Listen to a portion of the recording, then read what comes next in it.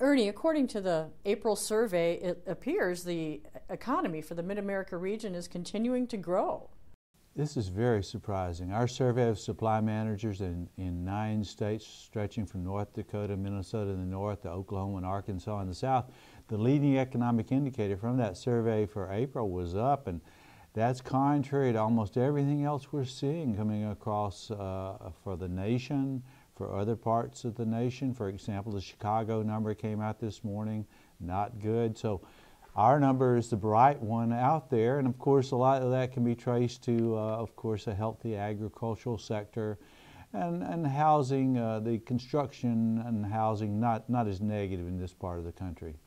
The prices paid index appears to be sort of declining. Boy, that was very unexpected, at least from my vantage point. Our inflation gauge dropped significantly. Now, it's still above growth neutral, but it's still, well, this drop with the Fed on this money binge, I will call it, cheap money policy of increasing the money supply, cheapening the value of the dollar, pushing exports, all that. And then we got the price decline. Of course, some of that we're seeing somewhat softer oil and fuel prices, but this was totally unexpected. At least the drop, the significant drop. Now, on the flip side, also we asked the supply managers, look out for the rest of 2012. What do you see in terms of price increases for products that you buy? 2.1%. 2.1%. That's much lower than what we saw when we asked the same question a year ago. So the inflationary pressures I expected to continue to be fairly brisk are coming down fairly significantly. Now, we could say that's due to lower fuel prices, or we could say it's because of a slowdown in the global economy, a slowdown in the U.S. economy. I think it's the latter. In other words, we are tracking slower growth in the U.S. economy, slower growth in the global economy, somewhat better, improved growth in the regional economy, the Mid-America economy, the economy that we live in, that we do business in, that we track. What about the employment index? That appears actually fairly healthy compared to the national. It is, Cindy. Everything we're tracking is stronger in our 9-state region, and that's true for every state in the region. I would say Missouri is a little bit weaker. Nebraska even softened a bit. But you take every state in the 9 states, all of them showing much better growth looking ahead than what we're seeing coming out of the national economy. And those numbers will come out later on the first business day of the month. Our numbers, again, and I expect those to be not good. They'll be softer, although they'll still be positive. In other words, all these numbers, we economists tend to mix and match and not always specify what we're talking about.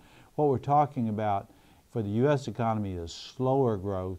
What we're talking about for the Mid-American economy is faster growth, at least in the next 3 to 6 months. But that cannot be maintained unless we see the U.S. economy up.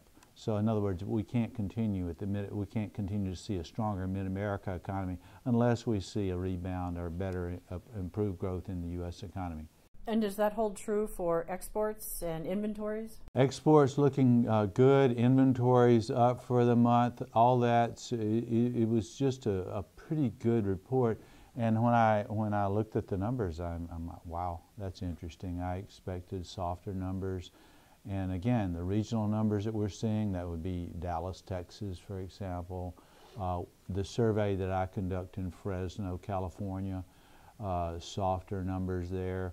Now in the other survey we conduct in the mountain states, there we're seeing some better numbers. So it seems to be this agriculturally, energy-dependent areas of the nation doing much better.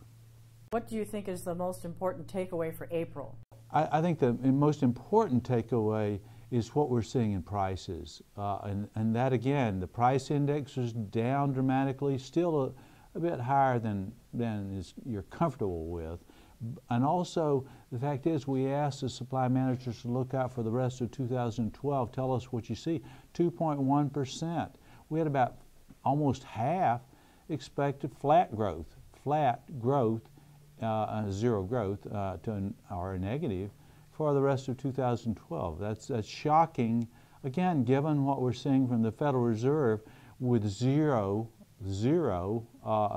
zero to a quarter% interest rates on the short side, on short-term interest rates. And on the long side, we're seeing very low rates, again, indicative of inflation that's just unbelievable for an economist. And I am an economist. I'm sitting there, this does not work like our textbooks. Something's wrong here, or something's not working out the way our models say it should, or does normally. And so what I expect, again, is ultimately we're going to see some slower growth. And it's coming true for the U.S. economy right now. It's likely to come true for the Mid-America economy, the 9 state regions, although durable and non-durable manufacturing, especially that tied to export markets, doing better, but that's short term.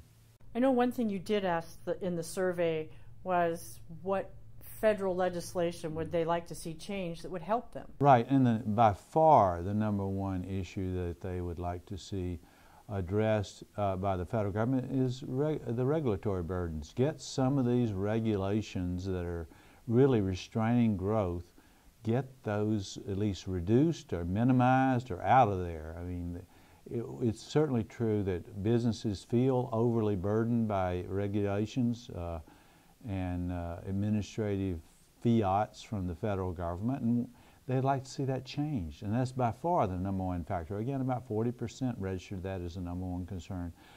Secondly was cut spending. Now, I'm not certain how that would positively influence most of them, but they believe long-term a cut in federal spending would be helpful.